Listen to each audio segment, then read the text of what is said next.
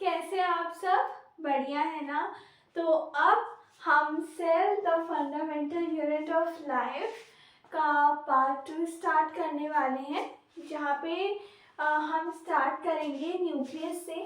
तो हमने cell wall तक जितने भी टॉपिक्स थे, प्लाज्मा मेम्ब्रेन, किस तरह से प्लाज्मा मेम्ब्रेन सेल को मदद करता है सर्वाइवल के लिए, क्या क्या 3 डिफरेंट मीडिया होते हैं, हाइपरटोनिक, हाइपोटोनिक, आइसोटोनिक, है ना, जिसमें जो सेल है वो सर्वाइव करता है, कैसे करता है, उसमें क्या चेंजेस आते हैं।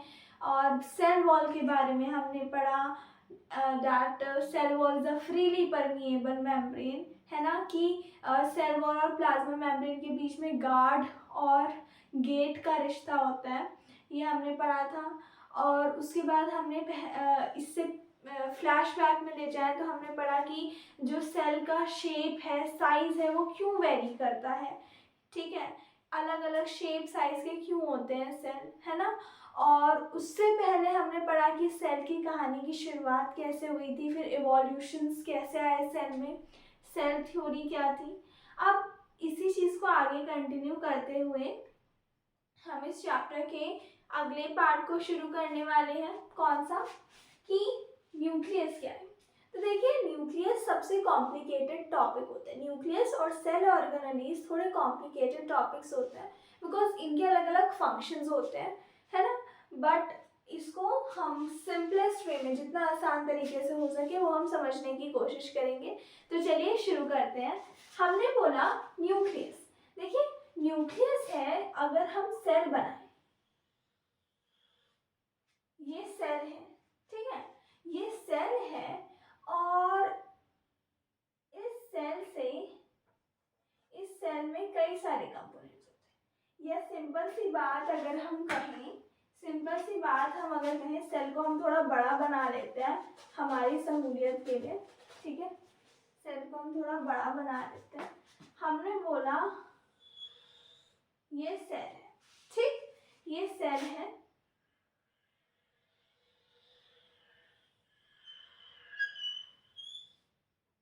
ये प्लाज्मा मेम्ब्रेन है, ठीक है, दिस इज प्लाज्मा मेम्ब्रेन, ठीक है। एंड उसके बाद हमने बोला यहाँ पे कई सारा, हम अभी साइटोप्लाज्म को किसी ऑर्गेनेली की बजाय dot dot dot dot dot से रिप्रेजेंट करते हैं, ठीक है, यही डॉट सारी ऑर्गेनेलीज को बता रहे हैं। अब सेंटर में हम फोकस करें अगर न्यूक्लियस पर, तो न्यूक्लियस हमें क्या लगता है कि यार ये सेल होगा, और इसके बीच में ये न्यूक्लियस होता होगा। पर न्यूक्लियस का स्ट्रक्चर एक गोले मात्र तक सीमित नहीं है। न्यूक्लियस का स्ट्रक्चर कैसा है? ये न्यूक्लियस का पहला मेम्ब्रेन, ये न्यूक्लियस का दूसरा मेम्ब्रेन,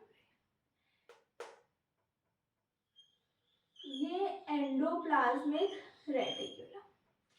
अब आप कहें कि यार ये क्या चक्कर है कि हमने बाकी सारे ऑर्गेनेलीज को डॉट डॉट से रिप्रेजेंट किया, एंडोप्लाज्मिक रेटिकुलम तो हम बना रहे हैं, क्यों बना रहे हैं? तो देखिए, एक बड़ी मज़ेदार सी इंफॉर्मेशन है कि जो न्यूक्लियर मेम्ब्रेन का आउटर हिस्सा होता है ना, आउटर न्यूक्लियर मेम्ब्रेन, ये outer nuclear membrane endoplasmic reticulum की सहायता से आई होती है ना। एंडोप्लाज्मिक रेटिकुलम का एक्सटेंडेड पार्ट, और वो भी कौन से एंडोप्लाज्मिक रेटिकुलम का? आर का कौन सा पार्ट? रफ एंडोप्लाज्मिक रेटिकुलम का एक्सटेंडेड पार्ट बनाता है आपकी second nuclear membrane, outer most nuclear membrane को। ये न्यूक्लियर मेम्ब्रेन किसने बनाई? Outer most nuclear membrane made by rough endoplasmic reticulum. किसने बनाई? रफ एंडोप्लाज्मिक रेटिकुलम, यानी ये जो सेकेंड आउटर मोस्ट लेयर है वो एक्सटेंडेड रफ एंडोप्लाज्मिक रेटिकुलम, यानी ये कैसी होगी? आधी ही होगी, ऐसी होनी चाहिए, क्योंकि जो हिस्सा एक्सटेंड करेगा RER का वो हिस्सा आउटर न्यूक्लियर मेम्ब्रेन बनाएगा। इसलिए आउटर न्यूक्लियर मेम्ब्रेन में क्या होते हैं, राइबोसोम्स होते हैं। आउटर न्यूक्लियर मेम्ब्रेन में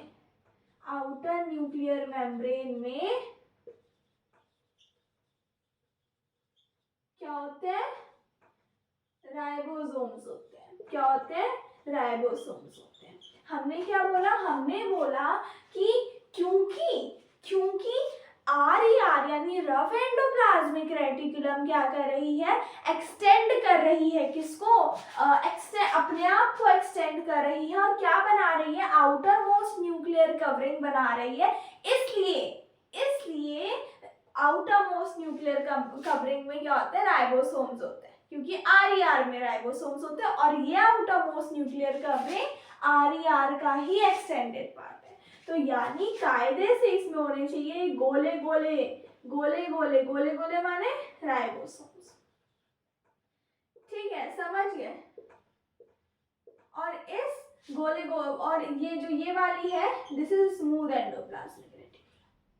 आ गया समझ में, आ गया किससे कहानी समझ में। ठीक है, अब ये जो न्यूक्लियस होता है ना, न्यूक्लियर की मेम्ब्रेन होती है, nuclear is a double membrane covering. Nuclear as a double membrane covering, double membrane covering होती है न्यूक्लियर। इतना आ गया समझ में, nucleus as a double membrane covering है ना। अब न्यूक्लियस जो होता है, न्यूक्लियस के जो मेम्ब्रेन्स होते हैं वो बिल्कुल जॉइंट नहीं होते, ऐसे नहीं होते कि चारों तरफ बाउंड्री ऐसे, बाउंड्री के बीच में ना गेट्स भी होते हैं, ऐसे, ये। ठीक है, और इन गेट्स को हम कहते हैं न्यूक्लियर पोर्स। ठीक है, और ये न्यूक्लियर पोर्स बनते हैं किसकी मदद से, merging of outer and inner nuclear membrane. ये न्यूक्लियर पोर्स किसकी मदद से बनते हैं, merging of inner and outer nuclear membrane. ठीक है, तो हमने, ये हमारा पहला पॉइंट, ये हमारा दूसरा पॉइंट, ये हमारा तीसरा पॉइंट, कि न्यूक्लियर पोर्स जो होते हैं वो बनते हैं bye merging of inner and outer nuclear membrane। आगे समझ में, इनर और आउटर न्यूक्लियर मेम्ब्रेन की मदद, मर्जिंग की वजह से क्या बनते हैं, न्यूक्लियर पोर्स बनते हैं। क्या बनते हैं, न्यूक्लियर पोर्स बनते हैं। इतना आ गया समझ में, है ना। और ये तो आउटर स्ट्रक्चर था जहाँ पे रफ एंडोप्लाज्मिक रेटिकुलम एक्सटेंड हुआ और उसने बनाया outer nuclear membrane. Outer nuclear membrane में थे राइबोसोम्स, क्योंकि वो रफ एंडोप्लाज्मिक रेटिकुलम जिसमें राइबोसोम्स होते हैं उसका एक्सटेंडेड पार्ट था। फिर इनर न्यूक्लियर मेम्ब्रेन आया, इनर और आउटर न्यूक्लियर मेम्ब्रेन के फ्यूजन या आपका इमर्जिंग की मदद से क्या बनते हैं, गैप्स बनते हैं, और इन गैप्स को हम कह देते हैं न्यूक्लियर पोर्स, जहाँ से खाना अंदर बाहर करता है ना। और क्या कहते हैं, इसके अंदर और न्यूक्लियस क्या होती है, डबल लेयर में कवरिंग होती है, डबल मेम्ब्रेन कवरिंग होती है। इसके अंदर होता है सबसे इंपॉर्टेंट पार्ट, क्या, डीएनए। देखिए, अगर हम साइंटिफिक रिसर्चेस के उससे देखें तो हमारा तो 99% डीएनए का फंक्शन ही हमें नहीं पता है कि यार इसका फंक्शन क्या है। और 1% हमारा डीएनए काम कर रहा है। हमारा फंक्शनल सेगमेंट ऑफ डीएनए को हम जीन्स कहते हैं, और ये जीन्स 1% ही एक्टिव है। अब हमें नहीं पता कि अगर बाकी 99% एक्टिव हो जाए तो हम क्या पता लाइट की स्पीड से ट्रैवल कर लें, या ये 99% की इनएक्टिविटी ही इसलिए हो ताकि वो इस 1% को चलाने का काम कर सके, ये हम नहीं जानते। ठीक है, अब देखिए ये जो डीएनए होता है वो हमेशा ऐसे रॉड शेप्ड स्ट्रक्चर में नहीं होता है। रॉड शेप्ड स्ट्रक्चर में। देखिए इसको और गहराई से समझते हैं। ये रॉड शेप्ड स्ट्रक्चर होता है ना डीएनए का, ऐसा ऐसा ऐसा ऐसा ऐसा, इसको शेप दे दिया जाता है, आउटर शेप। ये कैसा शेप है, जैसे ये अकॉर्डिंग टू उनके सेंटर्स क्या है, टीलोसेंट्रिक है ना, कौन सा सेंट्रिक डीएनए है, कैसा जो स्ट्रक्चर है डीएनए का वो बना रहा है ना। तो इसको हम कह देते हैं कि DNA is rod shaped structure. पर ये जो रॉड शेप्ड स्ट्रक्चर होता है डीएनए का, ये हर समय नहीं बना रहता है। डीएनए हर समय तैयार नहीं रहता है कि आओ मैं डिवाइड करने के लिए आओ मैं तुम्हारी बॉडी को फंक्शन करवाने के लिए तैयार हूँ। ये तभी तैयार रहता है जब बॉडी के सेल्स को डिवाइड करना होता है। जब बॉडी के सेल्स डिवाइड करेंगे तब डीएनए रॉड शेप्ड स्ट्रक्चर बना लेगा। बट बाकी समय वो कैसा रहेगा, एंटेंगल्ड मास ऑफ थ्रेड की तरह रहेगा, ऐसा ऐसा ऐसा ऐसा ऐसा ऐसा ऐसा उलझा रहेगा, उलझा रहेगा, है ना। और जब बारी आएगी सेल के डिवाइड करने की तब ये ऐसा हो जाएगा। बिल्कुल उसी तरह जब एग्जाम से पहले कोई पढ़ता नहीं है ना, हम भी नहीं पढ़ते, और जैसे ही एग्जाम्स आते हैं वैसे ही हम लोग बिल्कुल ऐसे पढ़ते हैं जैसे हमसे ज़्यादा पढ़ाकू कोई ना, बिल्कुल वही चीज़ है ना। तो इसको हम समझते हैं कि कैसे ये जो स्ट्रक्चर है डीएनए का वो चेंज होता है, ठीक है, इसको हम समझते हैं। तो देखिए हमने बात की कि कैसे जो हमारा डीएनए है वो ऑर्गेनाइज हो जाता है रॉड शेप्ड स्ट्रक्चर में जब cell is about to divide, है ना। पर उससे पहले क्या स्ट्रक्चर होता है इस डीएनए मटेरियल का, तो देखिए DNA is visible as rod shaped structure. ऐसे ऐसे रॉड शेप्ड स्ट्रक्चर की तरह डीएनए जो है वो हमारे न्यूक्लियस में विजिबल होते हैं जब हम क्या करें, डीएनए को ऑब्जर्व करें डिवीजन के पहले के समय, है ना। अब ये जो डीएनए होता है ना वो क्यों ज़रूरी होता है, देखो जितने भी हमारे नए सेल्स बनते हैं बॉडी में उसमें जो सारी इंफॉर्मेशन डालता है ना कि तुम्हें जब काम करना है तो तुम्हें ऐसे काम करना है ना, वो इंफॉर्मेशन यही डीएनए डालता है। कैंसर में क्या होता है, कैंसर में जब डीएनए रेप्लिकेशन का प्रोसेस होता है कभी कभी इसमें कोई एरर आ गई, डीएनए रेप्लिकेशन में कभी कभी कोई एरर आ गई, है ना, और नया डीएनए बन रहा है, कोई एरर आ गई, आपके डीएनए में म्यूटेशन आ गई, यानी इवॉल्व फंक्शन आ गया, सेल जो है वो क्या कहते हैं डिवाइड करना तो जानते हैं पर वो मरते कैसे वो भूल गए। डिवाइड होते रहे होते रहे होते रहे होते रहे, पॉपुलेशन बढ़ रही है बढ़ रही है बढ़ रही है बढ़ रही है, लैंड तो उतना ही है, क्या होगा, कैंसर होगा, ओवर पॉपुलेशन होगी, ट्यूमर हो जाएगा, है ना। तो ऐसे कैंसर हो जाता है, सेल में म्यूटेशन आ गई, डीएनए में म्यूटेशन आ गई रेप्लिकेशन के दौरान, तो क्या हुआ बताइए, क्या हुआ कि क्या कहते हैं जो आपका डीएनए था वो मरते, जो आपके सेल्स थे वो मरते कैसे हैं यही भूल गए, क्या हो गई, ओवर पॉपुलेशन हो गई, नए सेल्स तो आ रहे हैं, डिवाइड करना तो उनको पता है पर मरना भूल गए, तो ये कैंसर का रूप ले लेता है ना। तो यही डीएनए इतना इंपॉर्टेंट होता है, ठीक है। अब हम कह रहे हैं कि ये जो डीएनए है वो सेल को कंस्ट्रक्ट और ऑर्गेनाइज करने में मदद करता है कि सेल होगा कैसा, ठीक है, कैसा सेल होगा। आर्किटेक्चर होता है ना, जमीन को देख के कहते हैं आपकी ये जमीन है, चिंता मत करिए घर मजबूत ही बनेगा, वही डीएनए का काम होता है कि आप चिंता मत करो, मुझ पे छोड़ दो, जो इंसान है वो बिल्कुल अच्छा बनेगा, कुछ कोशिश हम पूरी करेंगे, ठीक है। अब म्यूटेशन जैसा भूकंप आ गया तो कोई कुछ नहीं कह सकता, म्यूटेशन जैसा भूकंप आ गया और जो घर है वो गिर गया तो कोई कुछ नहीं कह सकता, है ना। बात ये है। अब अगली चीज हम देखें तो हम कहें कि जो फंक्शनल सेगमेंट है डीएनए के उसको हम क्या कहते हैं, जीन्स कहते हैं। फंक्शन सेगमेंट ऑफ डीएनए को हम जीन्स कहते हैं। जो डीएनए के सेगमेंट्स क्या करते हैं, काम करते हैं, फंक्शन करते हैं, है ना, काम करने की क्षमता रखते हैं, उनको हम क्या कह देते हैं, जीन्स कह देते हैं, है ना, कि हमारे अंदर ये जीन्स है, ये जीन्स हमारे अंदर काम कर रहे हैं।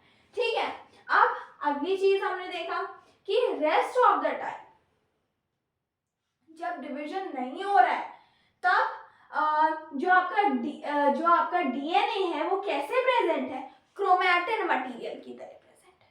देखो डीएनए हमने जाना कि बहुत इंपॉर्टेंट है। जितने भी कैरेक्टरिस्टिक्स बच्चों में आते हैं, हम में जितने भी कैरेक्टरिस्टिक्स हैं वो किसका कमाल है, 23 क्रोमोसोम्स का कमाल है। जब वो मिले आपस में तो उन्होंने कुछ ऐसे जीन्स बनाए, है ना, जो हमारे अंदर है। हमारी जितनी भी आदतें हैं, ऐसी आदतें नहीं कि झगड़ा करने की आदत, ये करने की आदत, हमारी वॉइस कैसी है, हमारा फेस कैसा है, हमारे स्ट्रक्चर कैसा है ना, हमारा इम्यून सिस्टम कैसा है ना, हमारी हेयर ग्रोथ कैसी है, हम कैसे हैं, ये सारी चीजें किसका कमाल है, जीन्स का कमाल है, जीन्स का करिश्मा है।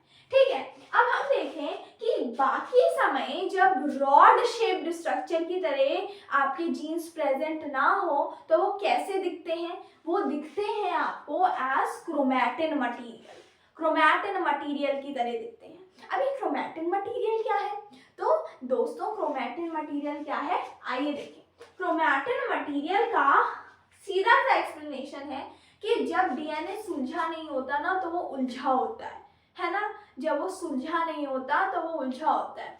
ठीक है, क्या, तो जो डीएनए होता है वो जो क्रोमैटिन मटेरियल होता है that is entangled mass of thread like DNA structure. DNA structure का एंटेंगल्ड मास, वो उलझा हुआ हिस्सा, ठीक है, उसको हम कहते हैं। और यही एंटेंगल्ड मास, यही उलझा हुआ डीएनए ऑर्गेनाइज्ड हो जाता है कब, when cell is about to divide, जब cell is about to divide तब ऑर्गेनाइज हो जाता है रॉड शेप्ड स्ट्रक्चर में। आ गया कहानी समझ।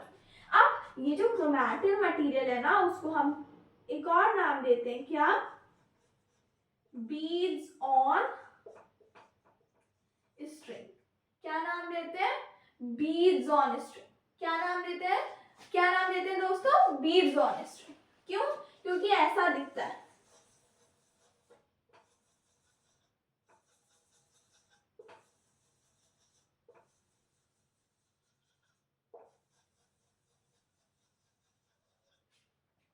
ये इसलिए हम इसको कहते हैं बीड्स ऑन स्ट्रिंग। ये स्ट्रिंग है, स्ट्रिंग लाइक डीएनए, इसमें बीड्स आ गए।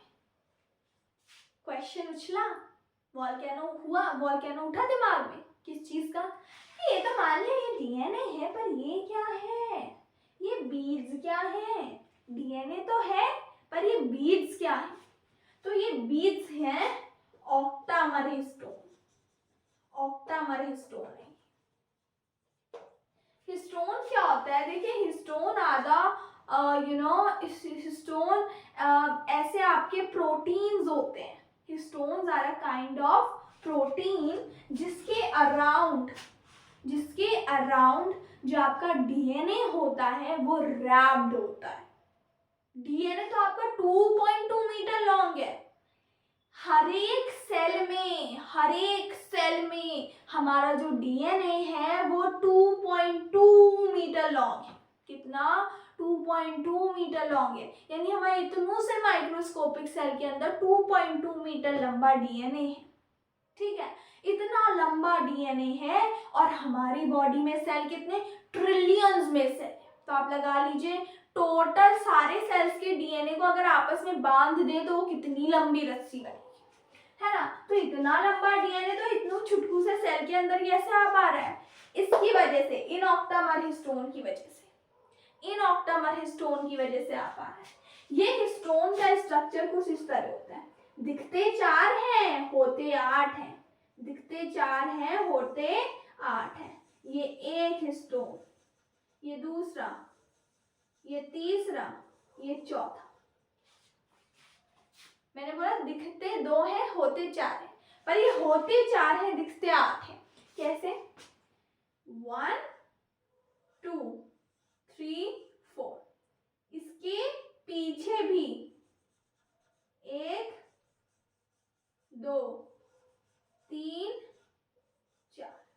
यानी 4 आगे 4 पीछे, आगे से भी 4 पीछे से भी 4, 3D फिगर है, ठीक है।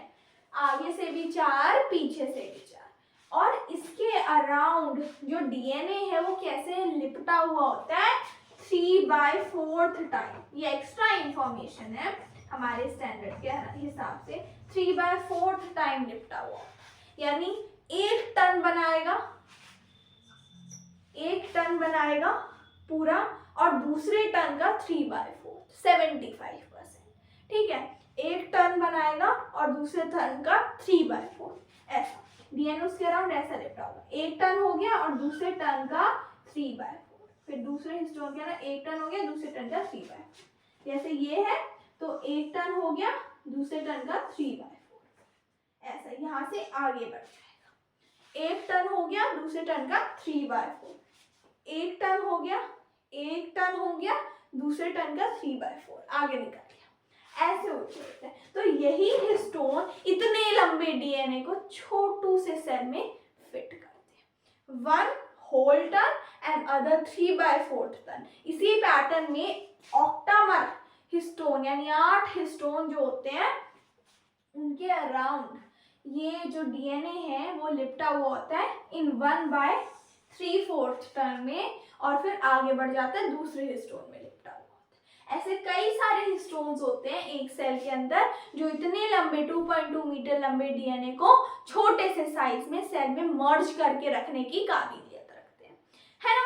अब ये जो सेल है वो सेलुलर रिप्रोडक्शन में भी बहुत एसेंशियल होता है। सेलुलर रिप्रोडक्शन में कैसे एसेंशियल होता है, ये हमें एनवायरनमेंट को मदद करता है, हमें मदद करता है ये डिटरमाइन करने में कि हमें एनवायरनमेंट के साथ कैसे रिएक्ट करना है, हमें कैसे अपनी लाइफ को आगे बढ़ाना है, कैसे अपने लाइफ प्रोसेसेस को जो है वो कंटिन्यू करना है। डीएनए सेलुलर रिप्रोडक्शन में, न्यूक्लियस और डीएनए दोनों सेलुलर रिप्रोडक्शन में भी बहुत एसेंशियल होते हैं, वही सेलुलर रिप्रोडक्शन करते हैं। जो मायोटिक या मायोसिस डिवीजन होता है ना, वो डीएनए और न्यूक्लियस में होता है, डीएनए का होता है, ठीक है। न्यूक्लियस वो अभी हम सेल डिवीजन में पढ़ेंगे इसी चैप्टर के अंतर्गत कि जो सेल का डिवीजन होता है वो कैसे होता है ना। तो हमने क्या बोला, हमने बोला कि जो न्यूक्लियस है, ठीक है, जो हमारा न्यूक्लियस है वो क्या है, साइट ऑफ सेलुलर रिप्रोडक्शन है, क्योंकि उसके अंदर जो डीएनए है वही सेलुलर रिप्रोडक्शन के दौरान क्या करता है, डिवाइड करता है। यह आ गया समझ में। अब अगली चीज, न्यूक्लियस हमारा क्लियर हो गया। अगर हम फास्ट ट्रैक रिविजन करें तो हम कहेंगे कि nucleus has a double layer membrane covering, जिसकी आउटर मेम्ब्रेन आरईआर की मदद से बनती है, आरईआर के एक्सटेंशन की मदद से बनती है, इसलिए उसमें राइबोसोम्स भी होते हैं। इनर मेम्ब्रेन भी होती है न्यूक्लियस की, है ना। और क्या होता है, न्यूक्लियस क्यों होती है 2 मेम्ब्रेन, क्योंकि न्यूक्लियस में सबसे डेलिकेट मटीरियल डीएनए, सबसे डेलिकेट सबसे इंपॉर्टेंट मटीरियल होता है जिसको हम डीएनए कहते हैं, इसलिए उसकी डबल लेयर मेम्ब्रेन होती है। पहली layer is extension of RER, second inner layer होती है। और ऐसा नहीं कि पूरा बंद हिस्सा है, बीच बीच में गेट्स भी होते हैं जो फ्यूजन या merging of inner and outer membrane की वजह से बनते हैं, जिसको हम न्यूक्लियर पोर्स कहते हैं। न्यूक्लियर पोर्स आवन जावन में मदद करता है, साइटोप्लाज्म से खाना आए, गैसेस आए, बाहर जाए, साइटोप्लाज्म से आ रहा है न्यूक्लियस में और न्यूक्लियस से बाहर जा रहा है साइटोप्लाज्म, है ना।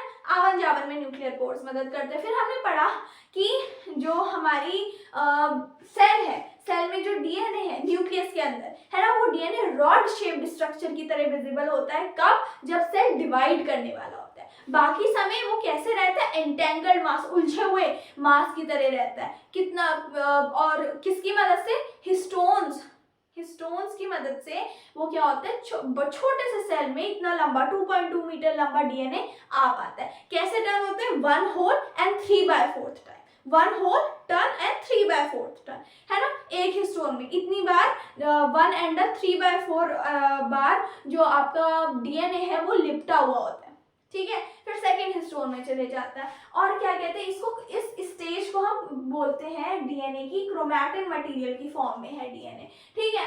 और हमने बोला फंक्शनल सेगमेंट ऑफ डीएनए को हमने जीन्स बोल दिया, ठीक है। ये जो जीन्स होते हैं वो पेरेंट्स से इनहेरिटेंस की कैरेक्टरिस्टिक देते हैं चिल्ड्रन में, ऑर्गेनाइज और फंक्शनिंग ऑफ सेल में मदद करते हैं। सेलुलर रिप्रोडक्शन में भी न्यूक्लियस जो है वो सेंटर प्लेस है सेलुलर रिप्रोडक्शन की, जिसमें डीएनए मदद करता है सेलुलर रिप्रोडक्शन में, फिर चाहे वो मायोटिक हो या मायोसिस हो। ठीक है, इतना हमने पढ़ा। अब आगे हम पढ़ रहे हैं कि किस टाइप के ऑर्गेनिजम्स होते हैं, कौन से दो टाइप के सेल्स होते हैं। क्या? एक प्रोकैरियोटिक प्रिमिटिव, एक यूकैरियोटिक नया टाइप का। ठीक है, उसको भी हम कवर करते हैं। तो चलिए प्रोकैरियोटिक और यूकैरियोटिक को हम देखते हैं। ठीक है, तो चलिए हम देखते हैं कि प्रोकैरियोटिक और यूकैरियोटिक सेल्स में क्या डिफरेंस होता है। ठीक है, प्रोकैरियोटिक और यूकैरियोटिक सेल्स में क्या डिफरेंस होता है। ठीक है, अब हमने बोला कि क्या कहते हैं आपके प्रोकैरियोटिक सेल्स हैं। देखिए, हमने बोला कि न्यूक्लियस में आपकी डबल मेम्ब्रेन कवरिंग है। ठीक है, न्यूक्लियस में आपकी डबल मेम्ब्रेन कवरिंग है। ये तो आपकी हो गई यूकैरियोटिक सेल्स की बात। ठीक है, कि डबल मेम्ब्रेन कवरिंग है आपके न्यूक्लियस में। ठीक है, पर प्रोकैरियोटिक सेल्स में क्या होता है, प्रोकैरियोटिक में ये जो रीजन होता है ना न्यूक्लियर मेम्ब्रेन वाला, प्रोकैरियोटिक सेल्स में ये जो रीजन होता है न्यूक्लियर मेम्ब्रेन वाला, वो कैसा होता है, नॉट डिफाइंड होता है, पुअरली डिफाइंड होता है। पुअरली डिफाइंड यानी जैसे अगर आपके यूकैरियोटिक सेल्स में ऐसी कवरिंग थी, आर की कवरिंग भी है, खुद की मेम्ब्रेन भी है, उसके अंदर न्यूक्लियस है ना, ये हमने पढ़ा था। पर प्रोकैरियोटिक में क्या होगा, ये सेल है, बीच में न्यूक्लियस है, नहीं सॉरी, बीच में डीएनए है, यहाँ पे भी बीच में डीएनए था, यहाँ पे भी बीच में डीएनए है।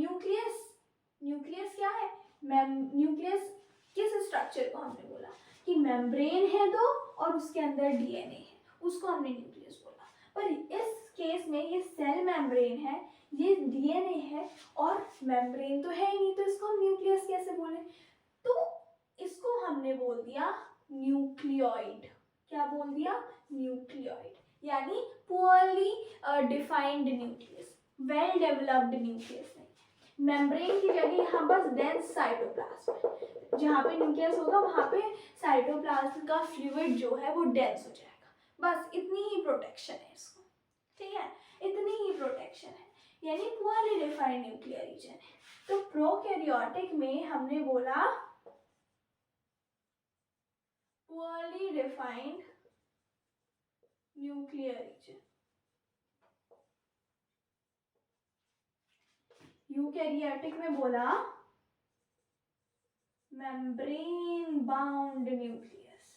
क्या बोला, membrane bound nucleus, double membrane bound.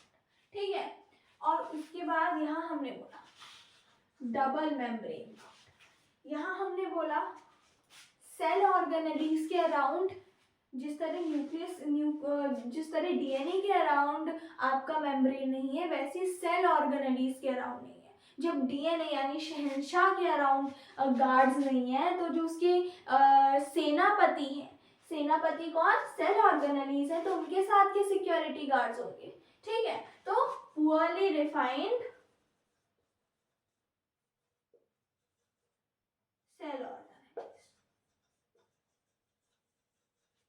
ठीक है, फिर हमने बोला कि यहाँ पे क्या है, membrane bound cell organelles, membrane bound cell organelles. फिर हम कह रहे हैं कि इसका जो डीएनए है भाई साहब, वो कैसा है, ऐसा है, सर्कुलर स्ट्रैंडेड है, रॉड शेप्ड नहीं है, गोला शेप्ड है, रॉड नहीं है, गोला शेप्ड है। ठीक है, तो इट हैज, प्रोकैरियोटिक में सर्कुलर स्ट्रैंडेड डीएनए, इसमें लीनियर सीधा rod shape linear stranded DNA, ऐसा, कैसा, लीनियर स्ट्रैंडेड डीएनए। इसके राइबोसोम्स हैं वो छोटे हैं, इसके जो राइबोसोम्स हैं वो छोटे हैं, ऐसे 50S और 30S, 50 और नीचे वाला 30S। एस क्या है? स्वेडबर्ग यूनिट होती है, स्वेडबर्ग यूनिट, यहाँ लिख दें एस इज स्वेडबर्ग यूनिट, जो क्या बताती है? राइबोसोम की फॉलिंग स्पीड को डिफाइन करती है, या बड़ी क्लासेस में पढ़ेंगे। तो यानी यहाँ 70S राइबोसोम्स होते हैं, यहाँ ऊपर वाला 60S, नीचे वाला 40। कैसे, क्यों? सॉरी, नीचे वाला 40S। कैसे, क्यों, ये सब आप बड़ी क्लासेस में पढ़ेंगे, क्योंकि ये बहुत डिटेल्ड चीज है ना। और यहाँ क्या होते हैं? 80S राइबोसोम्स होते हैं। ये मैंने आपको मेन डिफरेंस के पॉइंट लिखा है, बाकी डिफरेंस के पॉइंट तो आपके जो हैं वो एनसीईआरटी में दे ही रखे हैं कि साइज इतने से इतने के बीच होता है, इसका साइज इतने के इतने से बीच होता है, इस single chromosome, more than 1 chromosomes होते हैं, है ना। मैंने जो पॉइंट आपकी एनसीईआरटी में नहीं दे रखे हैं उन एक्स्ट्रा पॉइंट्स को लिखवाया है। जैसे सर्कुलर स्ट्रैंडेड डीएनए है, 70S राइबोसोम्स है, किसमें? प्रोकैरियोटिक में। वहीं यूकैरियोटिक में लीनियर स्ट्रैंडेड डीएनए है और 80S राइबोसोम्स है। ठीक है, ये हो गया हमारा प्रोकैरियोटिक और यूकैरियोटिक का डिफरेंस। ठीक है, और जैसे जो यूकैरियोटिक ऑर्गेनिजम्स होते हैं उसमें भी जो जैसे कई सारे बैक्टीरिया फोटोसिंथेसिस करते हैं, है ना। प्लांट का तो यूकैरियोटिक सेल है, उसके पास तो वेल ऑर्गेनाइज्ड पार्ट्स है, पर जैसे बैक्टीरिया है, जो बैक्टीरिया फोटोसिंथेसिस कर रहा है, वो bacteria is example of prokaryotic organism. Pro का मतलब प्रिमिटिव, कैरियन का मतलब न्यूक्लियस, पुराने टाइप का न्यूक्लियस वाला, नए टाइप का न्यूक्लियस वाला। ठीक है, तो बैक्टीरिया जो पुराने टाइप के न्यूक्लियस वाले हैं, अगर उनको फोटोसिंथेसिस करना है तो उनके पास मेम्ब्रेन बाउंड वेसिकल्स वगैरह प्लास्टिड टाइप का कुछ नहीं होता, उनको पुअरली ऑर्गेनाइज्ड पार्ट से छोटे छोटे बैग्स होते हैं, छोटे छोटे ट्यूब्स लाइक स्ट्रक्चर्स होते हैं, है ना, मेम्ब्रेन फुल नहीं होते हैं, छोटे छोटे ट्यूब लाइक स्ट्रक्चर्स होते हैं, उसकी मदद से उनको क्या करना पड़ता है? Poorly organised parts of cytoplasm की वजह से उनको अपना खाना बनाना पड़ता है, उन बैक्टीरिया को जो फोटोसिंथेसिस करते हैं। ठीक है, अनलाइक प्लांट जिनके पास वेल ऑर्गेनाइज्ड ऑर्गेनेलीज हैं, जैसे माइटोकॉन्ड्रिया हो गया, प्लास्टिड्स हो गया, बैक्टीरिया के पास वो नहीं है। क्यों? क्योंकि वो प्रोकैरियोटिक है। ठीक है, इतना आ गया समझ में। तो यहाँ पे हमारा न्यूक्लियस खत्म होता है, न्यूक्लियस टॉपिक खत्म होता है। अब मेन चीज जो आ रही है वो है साइटोप्लाज्म। साइटोप्लाज्म हमने पढ़ा था ना, कौन सी स्टेज? सेल वॉल हटा दो, प्रोटोप्लास्ट हट गया, क्या आ गया? खाली प्लाज्मा मेम्ब्रेन और अंदर के पार्ट है, प्रोटोप्लास्ट। प्लाज्मा मेम्ब्रेन हटा दो, ठीक है, क्या बचा? न्यूक्लियस और सेल ऑर्गेनेलीज। क्या है? क्या हुआ? इसको क्या कहा हमने? न्यूक्लियोप्लास्ट। न्यूक्लियस भी हटा दिया, बचा क्या? सेल ऑर्गेनेलीज और वो फ्लूइड जिसमें वो सेल ऑर्गेनेलीज एम्बेडेड है, इसको हमने कहा साइटोप्लाज्म। साइटोप्लाज्म वो फ्लूइड कंटेंट है सेल का, सॉरी, साइटोप्लाज्म वो बचा हुआ स्ट्रक्चर है सेल का जो किसके मिक्सचर से कॉन्स्टिट्यूट होता है? ऑर्गेनेलीज, सेल ऑर्गेनेलीज के मिक्सचर से, और वो फ्लूइड जो इन सेल ऑर्गेनेलीज को एम्बेडेड करके रख रहा है, यानी वो फ्लूइड जिसमें सेल ऑर्गेनेलीज एम्बेडेड है और सेल ऑर्गेनेलीज खुद मिलकर, आपस में मिलकर ये स्ट्रक्चर बना रही है जिसको हम नाम दे रहे हैं साइटोप्लाज्म। तो चलिए अब साइटोप्लाज्म में क्या क्या सेल ऑर्गेनेलीज होते हैं उनको हम पढ़ते हैं। तो देखिए, अगर हम बात करें ना साइटोप्लाज्म की, तो साइटोप्लाज्म हम कहते हैं, cytoplasm is the fluid content inside the cell. बताया मैंने आपको क्या होता है कि खाली सेल में क्या रह गए? सेल ऑर्गेनेलीज और वो फ्लूइड जिसके अंदर सेल ऑर्गेनेलीज एम्बेडेड है।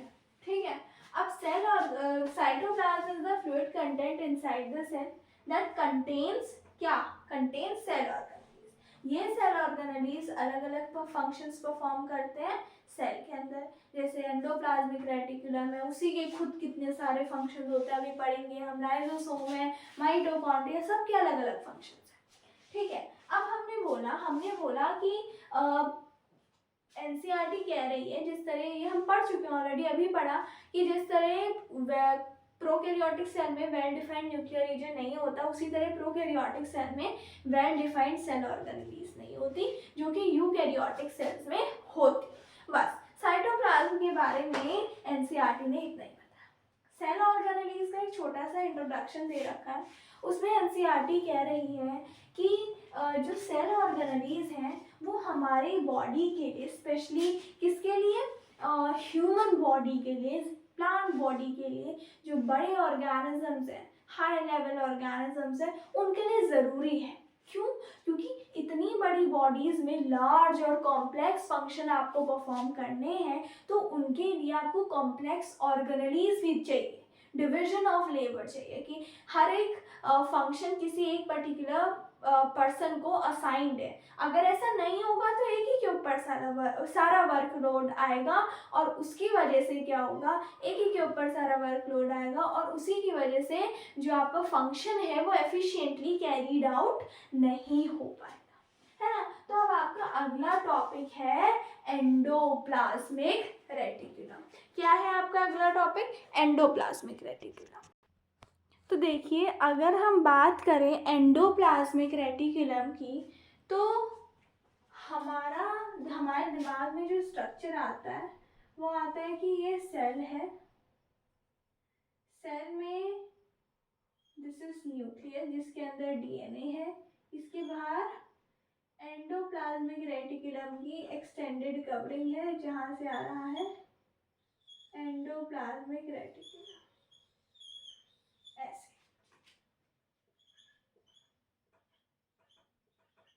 ठीक है, ये हमारे दिमाग में पेंटिंग है किसकी?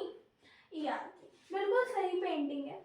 हमने बोला एंडोप्लाज्मिक रेटिकुलम की जो मेम्ब्रेन होती है वो प्लाज्मा मेम्ब्रेन की तरह दिखती है। ठीक है, मतलब इनर डेप्थ में, आउटर में नहीं, मतलब इसके अंदर जो मटेरियल होता है उसका जो स्ट्रक्चर होता है वो प्लाज्मा मेम्ब्रेन जैसा। It is network of membrane bound tubes and sheets. वो कह रहा है एंडोप्लाज्मिक रेटिकुलम किसका नेटवर्क है? मेम्ब्रेन बाउंड ट्यूब्स और शीट्स का नेटवर्क है। एनसीईआरटी ने इजी करने के लिए ये चीज़ दे रखी है, बट अगर हम और डिटेल में समझें तो रफ एंडोप्लाज्मिक रेटिकुलम की जो ये नेटवर्क्स होते हैं इसको हम सिस्टर्न्स कहते हैं। क्या कहते हैं? सिस्टर्न्स कहते हैं ये जो नेटवर्क है। और इसके ऊपर SER, ये है RER, सिस्टर्न्स का बना RER, और इसके ऊपर हमारे पास ये जो ट्यूब्स लाइक स्ट्रक्चर्स होते हैं उनको हम कहते हैं ट्यूब्यूल्स, एंड इनको हम कहते हैं वेसिकल्स, जो ऐसे मटके जैसे होते हैं, इनको वेसिकल्स एंड इनको ट्यूब्स। ठीक है, और इसको सिस्टर्न्स कहते हैं। ठीक है ना। तो एनसीईआरटी ने ग्राउंड लेवल पे समझाने के लिए ट्यूब्स और शीट्स बोल दिया। शीट्स जो कह रहा है ना, शीट्स इट्स फॉर सिस्टर्न्स। ठीक है, अब हमने बोला दो टाइप के आपके एंडोप्लाज्मिक रेटिकुलम होते हैं, one is RER and one is SER। दो टाइप के एंडोप्लाज्मिक रेटिकुलम होते हैं, एक होता है RER, एक होता है SER। RER माने रफ एंडोप्लाज्मिक रेटिकुलम, SER माने smooth endoplasmic reticulum. Rough endoplasmic, smooth endoplasmic reticulum. Rough endoplasmic reticulum एक बहुत कॉमन असर्शन रीजन बन सकता है कि rough RER look rough under the microscope. Reason क्या होगा इसका सही रीजन? कि it has ribosomes attached to its surface, क्योंकि उसके पास खुद के राइबोसोम्स हैं इसलिए वो रफ दिखता है। ठीक है ना, आ गया समझ में। और यही राइबोसोम्स किस में मदद करते हैं? प्रोटीन के सिंथेसिस में। ये प्रोटीन का ही काम आता है। लिपिड्स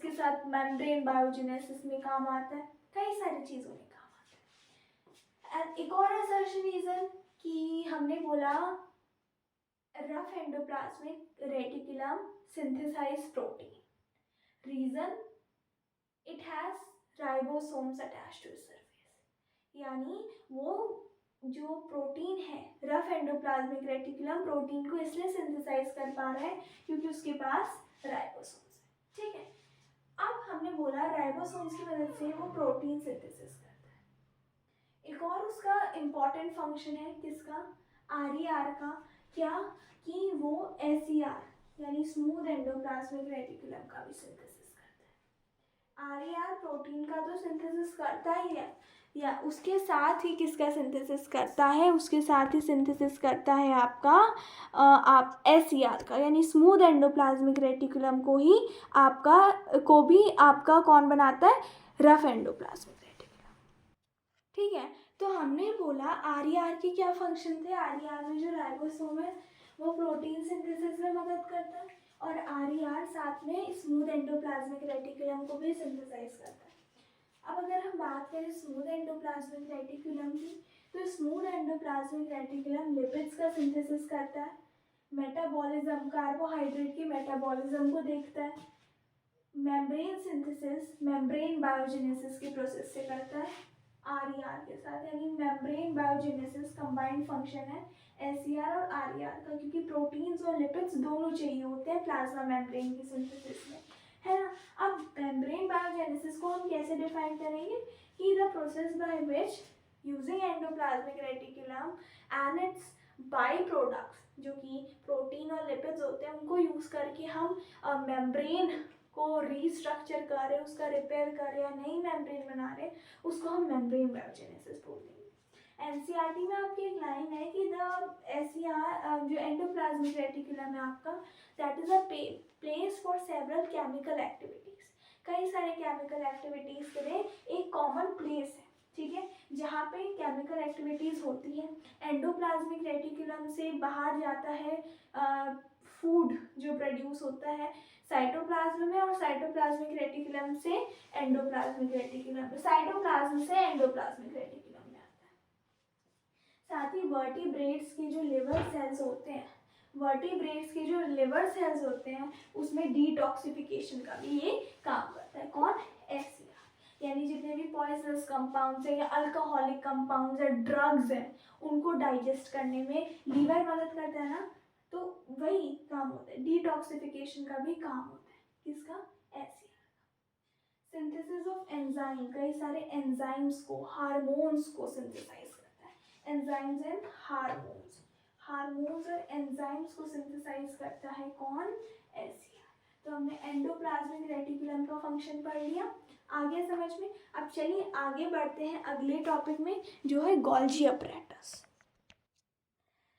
तो देखिए हमने कहा कि अगला ऑर्गेनेलिज हमारे पास जो है वो है Golgi apparatus. Cell, nucleus, endoplasmic reticulum, और ये जो दिख रहा है ये है गोल्जी अपैरेटस, जी क्या है, गोल्जी अपैरेटस, जी, ठीक है, इसको हम कहते हैं क्या, गोल्जी अपैरेटस, ठीक है। Golgi apparatus for the first time describe किया गया था किसके द्वारा, यानी डिस्कवर किया गया था किसके द्वारा, कैमिलो गोल्जी के द्वारा, किसके द्वारा, कैमिलो गोल्जी, ठीक है। कैमिलो गोल्जी ने क्या डिस्कवर किया, कैमिलो गोल्जी ने गोल्जी अपैरेटस डिस्कवर किया, ठीक है। और गोल्जी अपैरेटस क्या है, गोल्जी अपैरेटस देखिएगा डायग्राम के थ्रू समझिएगा, Golgi apparatus are the membrane bound cells, are the membrane bound cells that are arranged approximately parallel to each other, ये देखिए पैरेलल, ये पैरेलल है, ऐसे ऐसे ऐसे ऐसे पैरेलल आ रहे, parallel, that are arranged approximately parallel to each other, ठीक है। एंड इस स्ट्रक्चर स्ट्रक्चर को, इन स्ट्रक्चर को हम क्या कहते हैं, सिस्टर्न्स कहते हैं। सिस्टर्न्स यानी जीए यानी गोल्जी अपरेटस में भी सिस्टर्न्स होते हैं। तो सिस्टर्न्स क्या है, they are the membrane bound sacs. Golgi apparatus का स्ट्रक्चर क्या है, membrane bound sacs that are arrange approximately parallel to each other and they are called cisterns. इनका कनेक्शन किसके साथ होता है, मेम्ब्रेन्स ऑफ ईआर के साथ होता है। दिख ही रहा होगा कि इन सिस्टर्न्स का कनेक्शन किसके साथ है, ईआर की मेम्ब्रेन के साथ है। जो चीज़ें ईआर बनाएगा, न्यूक्लियस से सीधा ईआर, न्यूक्लियस देखिए बहुत ही क्लोज रिलेशन है। न्यूक्लियस इंस्ट्रक्शन देगा ईआर को, ईआर सिंथेसाइज करेगा प्रोटीन, लिपिड्स, ये सब, और इनकी फाइनल टचिंग के लिए, फाइनल ओवरव्यू के लिए ये जाएंगे गोल्जी अपरेटस। यहाँ से अंदर, यहाँ से बाहर, यहाँ से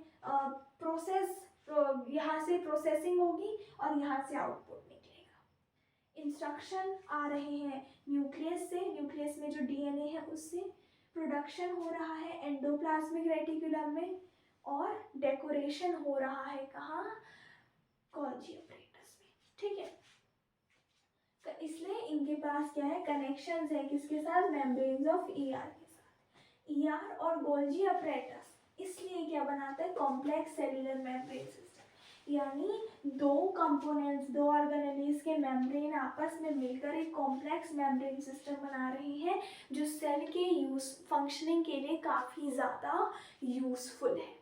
ठीक है, गोल्जी अपरेटस और ईआर मिलके मेम्ब्रेन्स का सिस्टम बना रहे हैं, ग्रुप बना रहे हैं, ऐसा ग्रुप जो सेल की फंक्शनिंग के लिए बहुत ज़्यादा ज़रूरी है। क्योंकि जो इंस्ट्रक्शंस डीएनए, न्यूक्लियस के डीएनए से लेकर ईआर सिंथेसाइज कर रहा है, उन इंस्ट्रक्शंस पे डेकोरेटिंग एलिमेंट कौन छिड़क रहा है, Golgi apparatus. Final touch Golgi apparatus दे रहा है, और finished product Golgi apparatus ER से लेके बाकी स्थानों में पहुंचा रहा है साइटोप्लाज्म के।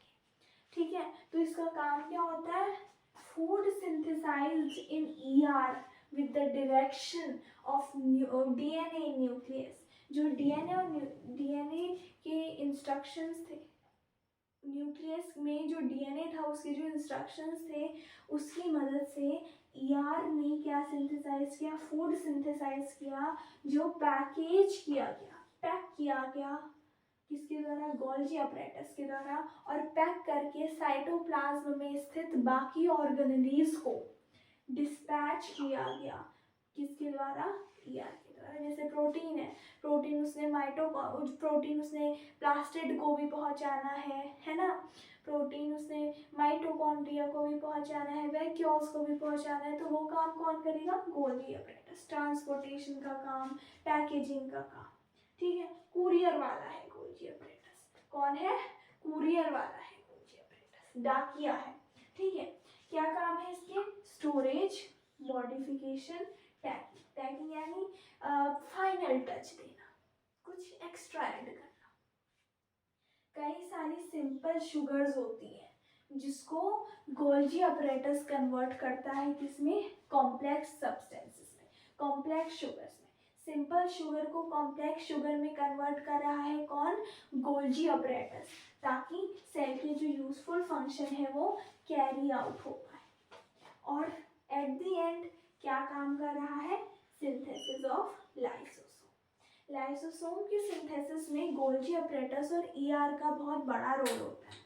कैसे, वो हम अपने नेक्स्ट वीडियो में जानेंगे, जब हम बाकी सारी ऑर्गेनेल्स और फाइनल सेल डिविजन को कवर करेंगे। तो इससे तो आपको समझ आ गया होगा कि this was our last topic. ठीक है, फॉर दिस वीडियो। ठीक है, तो ये वीडियो हमारी इसी टॉपिक के साथ ख़त्म होती है।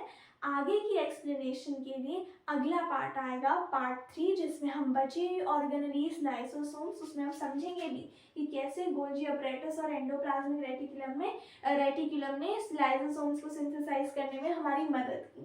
फिर mitochondria, plastids, vacuole and at last cell division.